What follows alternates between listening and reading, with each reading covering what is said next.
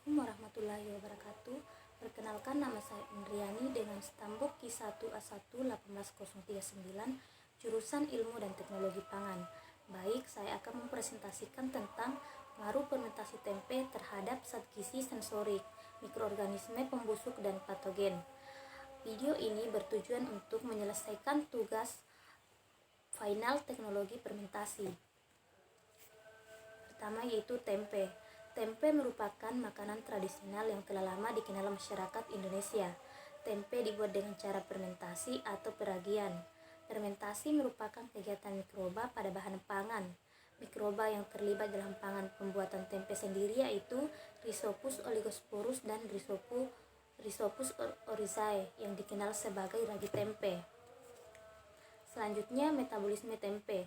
Di sini dijelaskan tentang metabolisme fermentasi tempe dari kedelai yang mengandung protein, karbohidrat, dan lipid. Untuk protein dipecah menjadi asam amino oleh protease dan dimanfaatkan mikroba supaya bertambah banyak.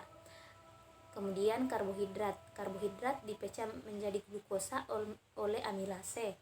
Selanjutnya terjadi glikolisis oleh asam perupat dan menghasilkan asetil-CoA, TCA, dan energi.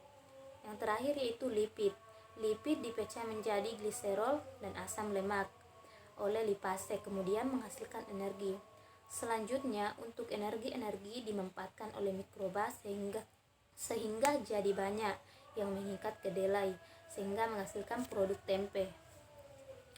Zat gizi tempe yang pertama itu ada energi sebanyak 201, protein 20,8 gram, lemak 8,8 gram, hidrat arang 13,5 gram, serat 1,4 gram, abu 1,6 gram, kalsium 155 mg, fosfor 326 mg, besi 4 mg, karotin 34, vitamin A 0, vitamin B1 0,19 mg, vitamin C 0, air sebanyak 55,3 gram, dan berat yang dimakan 100%. Selanjutnya yaitu zat gizi tempe. Pertama, protein. Protein kedelai. Dengan adanya aktivitas pirolitik kapang, maka terjadi penambahan protein pada produk tempe. Yang kedua yaitu kadar lemak dan karbohidrat. Lemak dari kedelai akan diubah menjadi lemak sederhana, begitupun dengan karbohidrat, sehingga mudah dikonsumsi untuk bayi dan lansia. Yang ketiga yaitu asam lemak. Selama proses fermentasi tempe, terdapat tendensi adanya peningkatan derajat ketidakjenuhan terhadap lemak. Dengan demikian, asam lemak tidak jenuh meningkat jumlahnya. Selama proses fermentasi pula, lemak berubah menjadi asam palmitat dan asam linoleat. Yang keempat yaitu mineral. Tempe yang mengandung mineral dalam jumlah yang cukup, baik mineral makro maupun mineral mikro, misalnya besi, tembaga, dan zinc. Kapang tempe dapat menghasilkan enzim pitase yang menguraikan asam pitrat. Mineral pada tempe muncul karena disebabkan adanya tambahan kapang. Selanjutnya yaitu zat gizi tempe. Vitamin. Dua kelompok vitamin yang terdapat pada tempe yaitu larut dalam air dan larut dalam lemak. Tempe merupakan sumber vitamin B yang sangat potensial. Yang terakhir yaitu antioksidan. Di dalam tempe ditemukan antioksidan dalam bentuk isoflavon. Isoflavon dibutuhkan tubuh untuk menghentikan reaksi pembentukan radikal bebas.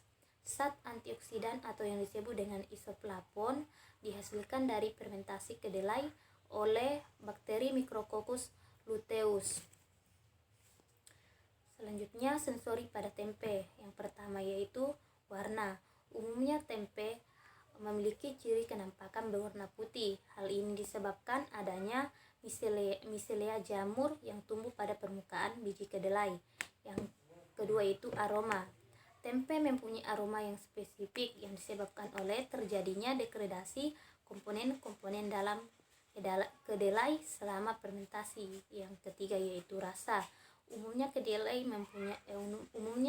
tempe mempunyai rasa gurih. Hal ini karena tempe mengandung protein dan lemak yang tinggi, yang kemudian dihidrolisis menjadi senyawa yang lebih sederhana. Dan yang terakhir yaitu tekstur. Tekstur yang kompak pada tempe disebabkan oleh miselea yang menghubungkan antara biji dari kacang-kacangan. Selanjutnya itu mikroba pembusuk dan patogen pada tempe. Mikroba pembusuk adalah mikroba yang merusak produk makanan. Kontaminasi penyebab tempe rusak itu bahan baku. Bahan baku tempe dapat terkontaminasi saat proses pembuatan. Adanya kontaminasi akan mengurangi kualitas tempe karena kontaminasi ikut tumbuh sehingga dapat menimbulkan penyakit dan membuat tempe cepat busuk. Bakteri yang biasanya mengontaminasi makanan adalah Coliform dan Salmonella sp. Untuk Coliform sendiri biasa memunculkan penyakit diare dan Salmonella sp memunculkan penyakit tipes. Selanjutnya yaitu bakteri patogen pada tempe. Bahan pembuatan tempe, air atau kedelai harus bebas dari semua jenis Coliform.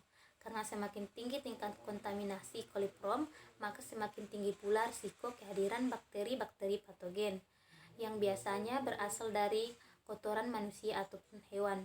Berikutnya itu pertumbuhan mikroba karena mengandung berbagai nutrisi. Selain itu, rendahnya kualitas sumber daya, peralatan pengolahan yang konvensional ini bisa menyebabkan tempe beresiko terkontaminasi mikroba patogen.